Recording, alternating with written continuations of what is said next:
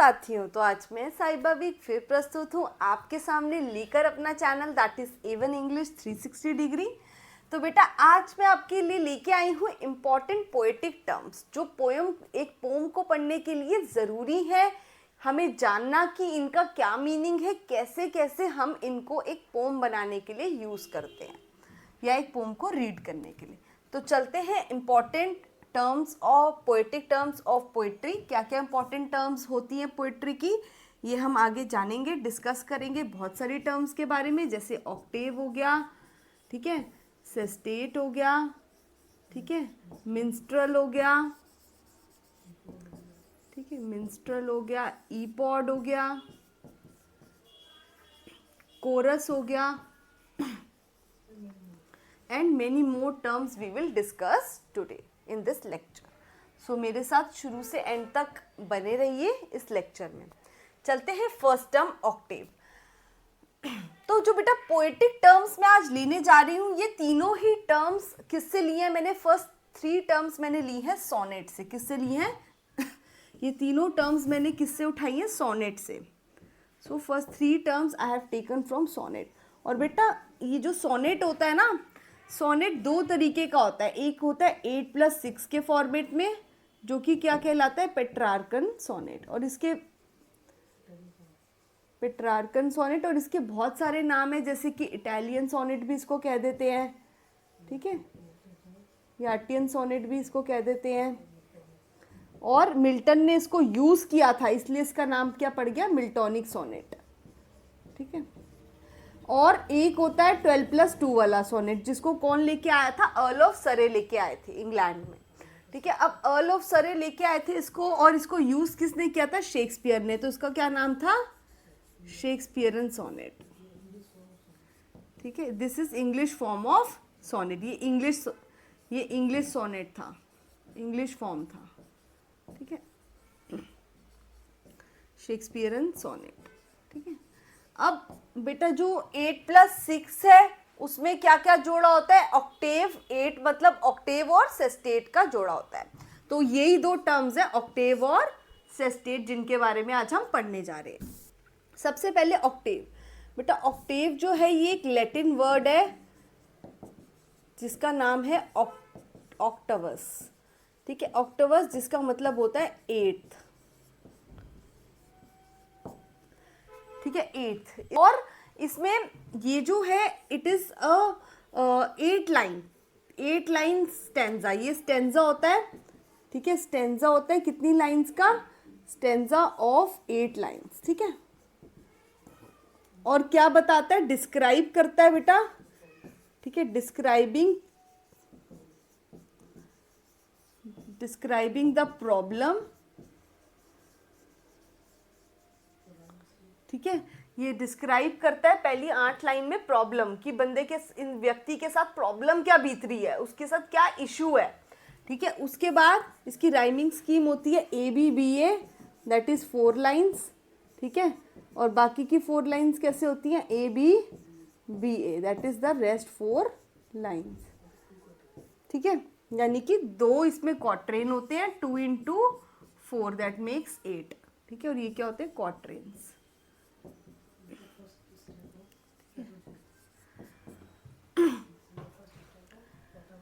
और ये जो है फर्स्ट क्या है? फर्स्ट स्टेप है ऑक्टेव। किसका फर्स्ट स्टेप बनता है? Octave is the first step of Petrarchan sonnet. Petrarchan sonnet को बनाने का ये फर्स्ट स्टेप है। 8 लाइंस जो है, first 8 lines is the first step of Petrarchan sonnet, ठीक है बेटा। अब इसका अगर हम एग्जाम्पल लें तो ऑन हिज ब्लाइंडनेस में 8 ऑक्टेव प्लस एस्टेट में लिखा गया है। तो इसमें क्या होता है? इसका एग्जाम्पल है, क्या एग्जाम्पल है? ऑन हिज ब्लाइंडनेस, ठीक है। ऑन हिज ब्लाइंडनेस में पहली 8 लाइंस में वो क्या करता है? वो एक्सप्रेस करता है अपनी प्रॉब्लम को, एक्सप्रेसिंग हिज ग्रीफ, ठीक है। सो इन द फर्स्ट 8 लाइंस में वो क्या करता है? एक्सप्रेसिंग करता है अपनी ग्रीफ की, एक्सप्रेसिंग हिज ग्रीफ, अपनी प्रॉब्लम को एक्सप्रेस करता है। और फिर आएंगे सेस्टेट पे, जिसमें वो क्या करता है? अपनी प्रॉब्लम का सॉल्यूशन बताएगा। कौन? Milton, John Milton. अब आते हैं सेस्टेट पे। सेस्टेट क्या होता है बेटा? सेस्टेट होता है बेटा stanza, it is a stanza of 6 lines. 6 line stanza को सेस्टेट कहते हैं, ठीक है। स्टेंजा ऑफ 6 लाइन्स, 6 लाइन्स का स्टेंजा होता है, ठीक है, जिसमें क्या होता है? 2 टर्सेट होते हैं इसमें, 2 टर्सेट, यानी 2 into 3 यानी 6 लाइन्स, ठीक है, ठीक है। और इसमें क्या होता है? इसमें बेटा सॉल्यूशन मिलता है प्रॉब्लम का, सॉल्यूशन, और ठीक है, इसमें सॉल्यूशन मिलता है प्रॉब्लम का, और कंक्लूड करते हैं इसमें आइडिया को। जो भी पोएम का आइडिया होता है वो कंक्लूड होता है, कंक्लूड द आइडिया, ठीक है, ठीक है। इसमें क्या था? वो एक्सप्रेस कर रहा था अपने ग्रीफ को और अपने क्या कहते हैं, अपने इनर थॉट्स को, अपने ग्रीफ को और अपने इनर थॉट्स को वो पहले 8 लाइन में एक्सप्रेस कर रहा था मिल्टन। अब इसमें क्या होगा? मिल्टन क्या करेगा? मिल्टन अपनी प्रॉब्लम का जो इनर थॉट्स और प्रॉब्लम चल रहे हैं उसका सॉल्यूशन बताएगा। क्या solution? That they only serve to God who stand and wait, यानी कि वो कह रहा है कि सरेंडर कर दो गॉड को। वो प्रॉब्लम बता रहा है कि मैं ब्लाइंड हो गया, मैं अंधा हो गया, इस वजह से मुझे ये प्रॉब्लम आती है, मुझे ये प्रॉब्लम आती है। वो पूरी अपनी प्रॉब्लम्स डिस्कस कर रहा है फर्स्ट 8 में, और बाद की 6 लाइन में वो क्या बोल रहा है कि इसका सॉल्यूशन सिर्फ यही है कि अपनी बारी का वेट करो कि गॉड कब तुम पे दया करेंगे। So just stay there, patience रखो। So just stand and wait, and by waiting you can serve to the god. तो वो कह रहे हैं कि सिर्फ स्टैंड एंड वेट करो। सो ही इन द नेक्स्ट में वो क्या रिप्रेजेंट कर रहा है? सॉल्यूशन रिप्रेजेंट कर रहा है। और क्या सॉल्यूशन? दैट वो बताता है कि ऑन हिज ब्लाइंडनेस में, क्या ऑन हिज ब्लाइंडनेस में वो बताता है सेस्टेट में, दैट ऑन हिज ब्लाइंडनेस में कैसे सॉल्यूशन देता है? That they also served God, they also served God who stand and wait। जो स्टैंड करते हैं और वेट करते हैं वो भी गॉड को सर्व करते हैं, ठीक है। This is the solution of his problem कि स्टैंड करो और वेट करो अपनी बारी आने का, पेशेंस रखो, ठीक है। नेक्स्ट है वोल्टा। अब इन दोनों का, ठीक है, अब इन दोनों का क्या है? इसकी राइमिंग भी बता देते हैं सेस्टेट की। इसकी राइमिंग स्कीम क्या होती है सेस्टेट की? So the rhyming scheme is, इसकी राइमिंग स्कीम बता देते हैं।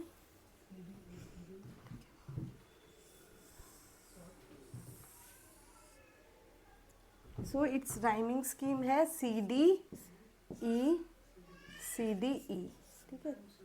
और कभी कभी क्या होती है? CDC CDC, ठीक है। ये इसकी राइमिंग स्कीम। नेक्स्ट आते हैं वोल्टा पे। अब वोल्टा क्या होता है? वोल्टा होता है टर्न ऑफ थॉट्स को वोल्टा कहते हैं, ठीक है। सो वोल्टा क्या होता है? टर्न ऑफ थॉट्स को कहते हैं वोल्टा, ठीक है। अब ये जो टर्न ऑफ थॉट्स है ये दोनों तरीके के सोनेट में आता है, यानी कि जब turn of thoughts Petrarchan sonnet में आता है, ठीक है, पेट्रार्कन सोनेट में जब टर्न ऑफ थॉट्स आता है तो कब आता है? 8 लाइंस के बाद, आफ्टर क्या? आफ्टर 8 लाइंस, ठीक है। आफ्टर 8 लाइंस के बाद अचानक टर्न आता है थॉट में, यानी प्रॉब्लम से सीधा किस पे आ जाते हैं? सॉल्यूशन पे। और अगर हम बात करें शेक्सपियरन सोनेट की, सो इन शेक्सपियरन सोनेट, ठीक है, शेक्सपियरन सोनेट में टर्न ऑफ थॉट कब आता है? टर्न ऑफ थॉट जो है वो आता है आफ्टर 6 लाइन्स, ठीक है, after 12 lines. Shakespearean sonnet turn आता है, टर्न ऑफ थॉट्स आता है आफ्टर 12 लाइन्स, ठीक है।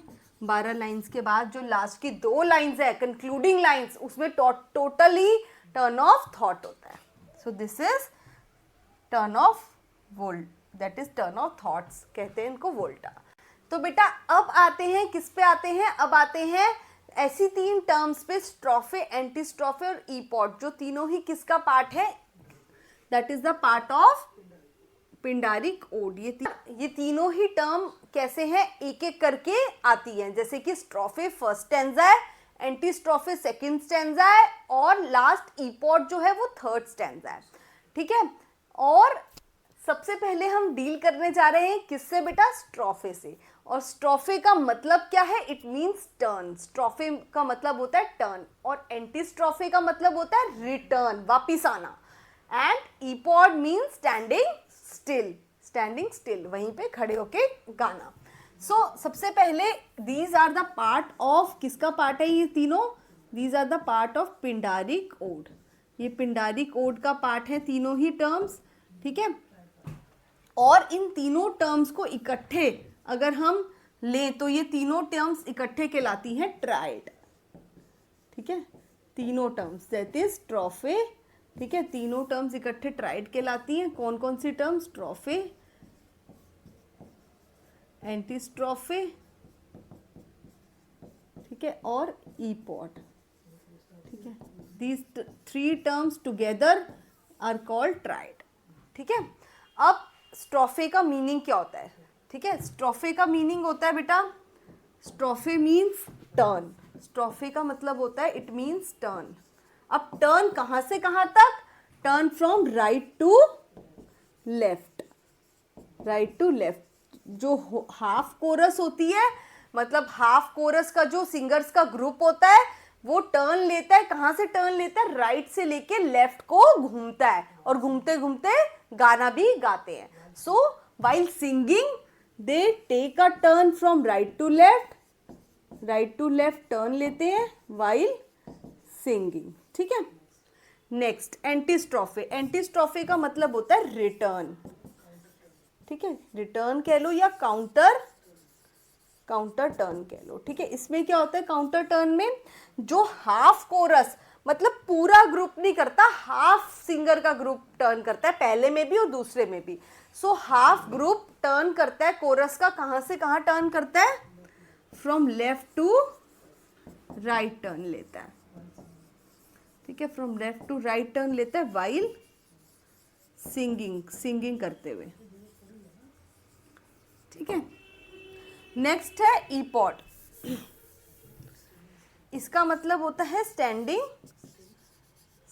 स्टिल, ठीक है,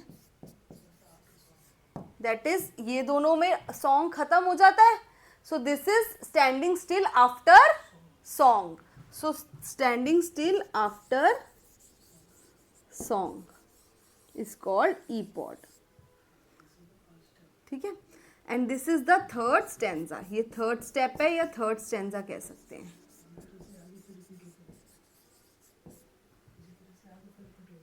इसी तरीके से आगे फिर स्टैंजा रिपीट होते हैं, स्ट्रोफे, एंटीस्ट्रोफे, फिर ईपॉड आता है, तो ऐसे ही स्टैंजास रिपीट होते रहते हैं। So this is about the ode, ये ओड की इंपॉर्टेंट टर्म्स हैं जो मैंने आपको बताई और डिस्कस की, ठीक है। इस तरीके से हम ओड को पढ़ते हैं। आगे हम करेंगे नेक्स्ट टर्म, मिंस्ट्रल क्या होता है। मिंस्ट्रल सबसे पहले तो किसकी टर्म है, it is the term taken from the ballad, और ये तीनों ही बेटा जो टर्म्स हैं, नीचे की जो तीनों टर्म्स हैं, ये किससे लिए हैं, मैंने बैलेड से लिए हैं। अब मिंस्ट्रल क्या है, मिंस्ट्रल बेटा इट इज द, ये म्यूजिकल क्या होता है, म्यूजिकल एंटरटेनर होता है, म्यूजिकल एंटरटेनर, एक जो म्यूजिक के साथ तुम्हें एंटरटेन करे उसे कहते हैं मिंस्ट्रल, यानी कि म्यूजिकल एंटरटेनर को मिंस्ट्रल कहते हैं। अब ये इनको और भी कुछ कहते हैं, क्या कहते हैं, वॉन्डरिंग सिंगर भी कहते हैं, क्योंकि एक जगह से दूसरी जगह घूमते रहते हैं, ठीक है। और इनको एक और नाम देते हैं क्या, ट्रैवलिंग सिंगर्स, ट्रैवलिंग सिंगर्स, यानी कि इन शॉर्ट अगर मैं बोलूं तो जो बैलेड सिंगर्स होते हैं, जो बैलेड को गाते हैं, बैलेड सिंगर्स, उनको कहा जाता है मिंस्ट्रल, ठीक है। सो ये म्यूजिकल एंटरटेनमेंट, और ये गाते किस इंस्ट्रूमेंट से है, म्यूजिकल इंस्ट्रूमेंट का नाम भी बता देती हूँ। सो देयर म्यूजिकल इंस्ट्रूमेंट्स जो ये यूज करते हैं उनका नाम होता है हार्प एंड फिडल। ठीक है, नेक्स्ट है chorus. What is a chorus? अब कोरस क्या होता है बेटा? ठीक है, एक ग्रुप होता है, group of dancers and singers को कहते हैं कोरस। और ये क्या करते हैं? They tell about the future and past. ये पास्ट और फ्यूचर पहले ही बता देते हैं किसका? They tell about past and future events. तो ये गा गा के पहले ही बता देते हैं पास्ट और फ्यूचर इवेंट्स। ठीक है, पास्ट और फ्यूचर के जो इवेंट्स होने वाले हैं उसको गा गा के पहले ही नरेट कर देते हैं, बता देते हैं। नेक्स्ट आते हैं रिफ्रेन पे। रिफ्रेन क्या होता है? सो रिफ्रेन होता है बेटा रेपिटिशन, यानी कि रेपिटिशन ऑफ लाइंस या फ्रेज को कहते हैं refrain. So it is basically the repetition of lines और फ्रेज, ठीक है, इन अ स्टेंजा। रेपिटिशन ऑफ लाइंस और phrase in a stanza is called refrain. ठीक है, और ये बार बार रिपीट होती है लाइंस। जब ये लाइंस बार बार रिपीट होती है तो उसको रिफ्रेन कहते हैं, रेपिटिशन कहते हैं। ठीक है, समटाइम्स जो ये लाइंस होती हैं, समटाइम्स द लाइंस और फ्रेज आर मीनिंगलेस। कभी कभी ये लाइंस और जो फ्रेज रिपीट हो रहे होते हैं इनका कोई मीनिंग नहीं होता। समटाइम्स द लाइंस और फ्रेज आर मीनिंगलेस, पर तब भी वो बार बार रिपीट होते हैं तो दे आर कॉल्ड रिफ्रेन। ठीक है, और they are joined by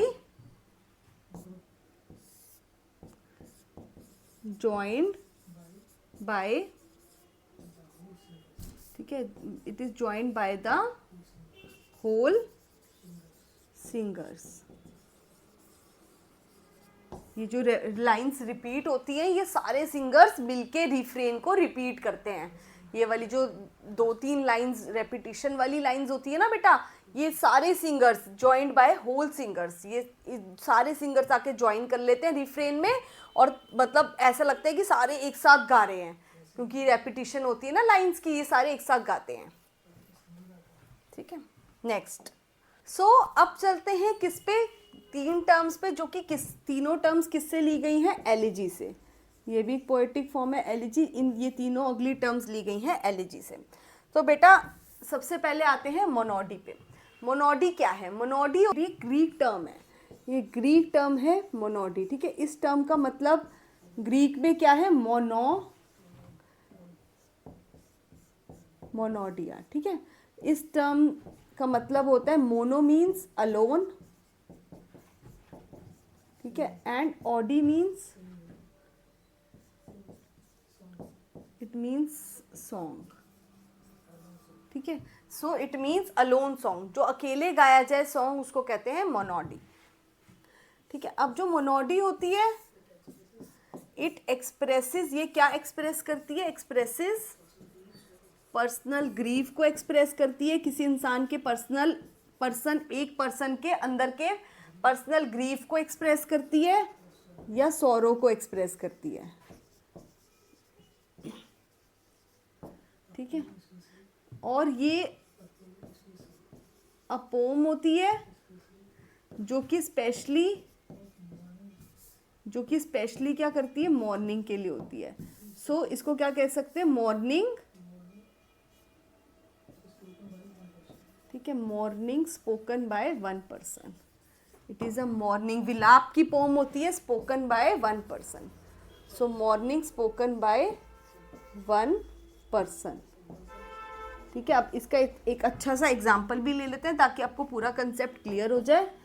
for example, ठीक है, मिल्टन्स लाइसिडस।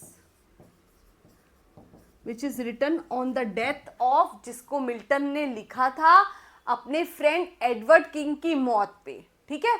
सो मिल्टन का ये पर्सनल ग्रीफ था और एक ही व्यक्ति की मौत पे लिखा था उन्होंने, एक ही व्यक्ति की मौत पे लिखा था, दैट इज एडवर्ड किंग की मौत पे लिखा था, ठीक है। और वो क्या थे, पर्सनल ग्रीफ उसमें एक्सप्रेस होता है, किसका, मिल्टन का, ठीक है। So on the death of Edward King, ठीक है, this is an example of monody. अब चलते हैं थ्रीनोडी, ठीक है। ये एक ग्रीक टर्म से लिया गया है,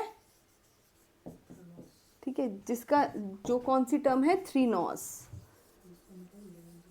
ठीक है। और थ्रीनोस में ये जो टर्म है थ्रीनोस, इसका मतलब होता है लेमेंट, ठीक है। लेमेंट मतलब विलाप करना, ठीक है। इट इज, सो इसके लिए क्या लिखेंगे, it is a song of morning, ठीक है, performed in the memory of dead person, performed in the memory of dead person। ये एक ऐसा सॉन्ग है जो डेड पर्सन की मेमोरी में गाया जा सकता है, ठीक है। और इसमें मोर देन 1 पर्सन भी हो सकता है, ठीक है, एक से ज़्यादा लोगों की मौत पे भी ये गाया जा सकता है। इकोलॉग, इकोलॉग क्या होता है, इकोलॉग बेटा इट इज़ अ पेस्टोरल, ये एक पेस्टोरल पोम होती है, ठीक है। और किस में होती है, डायलॉग फॉर्म में होती है, और डायलॉग होता किसके बीच में, dialogue is between shepherds about, और किसके बारे में होता है, about rural life, love, nature, ठीक है। और इस फॉर्म को, इकोलॉग को किसने डेवलप किया था, ये भी बिल्कुल ध्यान रखना है आपको, थियोक्राइटस ने, ठीक है। और इकोलॉग की बेटा इसमें स्पेलिंग जो है डबल ओ नहीं आएगा, सिंगल ओ आएगा, वो मिसप्रिंटिंग है, ये ध्यान रखेंगे। नेक्स्ट बेटा, ये जो नेक्स्ट 3 टर्म्स में लेने जा रही हूँ, that is dirge, Requiem and ब्यूकोलिक, ये भी तीनों टर्म्स मैंने एलिजी से ही लिए हैं, ठीक है। अब डर्ज क्या होता है, डर्ज होता है बेटा एक सैड सॉन्ग होता है, it is a sad song, ठीक है, जो कैसे लिखा जाता है, एज एन एलिजी की तरह लिखा जाता है, तो कह सकते हैं एलिजी का दूसरा नाम डर्ज भी होता है। So it is a sad song written as an elegy, elegy की तरह लिखा जाता है। अब रिक्विम क्या होता है, सॉन्ग होता है रिक्विम, एक चैंट होता है, एक, so it is basically a song, a chant, ठीक है, और ठीक है, अ सॉन्ग, अ चैंट और अ him by the mass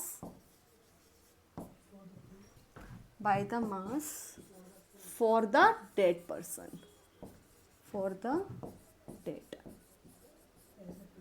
so it is performed to pray, ये परफॉर्म किया जाता है, क्यों, it is performed to pray, it is performed to pray for